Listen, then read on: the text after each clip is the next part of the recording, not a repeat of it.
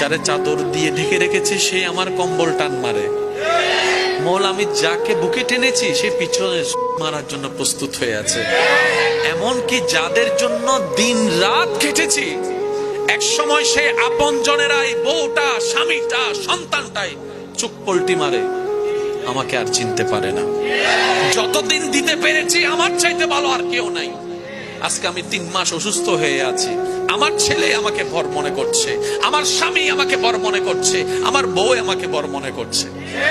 বউ বলে আল্লাহ আমি আজকে 30টা বছর দিন রাত পরিশ্রম করে রান্না করে খাওয়াইছি, আজকে 2টা মাস আমি অসুস্থ, বেড রেস্ট ডাক্তার বলার কারণে। আজকে সবাই কানে কানে শোনা যাচ্ছে, মুখে মুখে শোনা যাচ্ছে আমার স্বামীকে নাকি বিয়ে আরেকটা করালে ভালো হবে, আমাকে স্বামীকে নাকি বিয়ে আরেকটা করালে ভালো হবে। তার মানে কি আমি 30টা বছর বউ ছিলাম না, কাজের মেয়ে ছিলাম? আমারও তো একটা প্রশ্ন থেকে যায়, আমার অবদানটা কোথায়? প্রত্যেকটা জনের চেহারার মধ্যে হাসি আছে কিন্তু মনের হাসিটা নাই। এবার বান্দা বলে মৌলা শান্তি দাও, শান্তি দাও, শান্তি দাও। রব বলে যে শান্তি তোমরা তালাশ করছো আমি রবের দরবার ছাড়া ওই শান্তি আর কোথাও পাবা না, আর কোথাও পাবা না।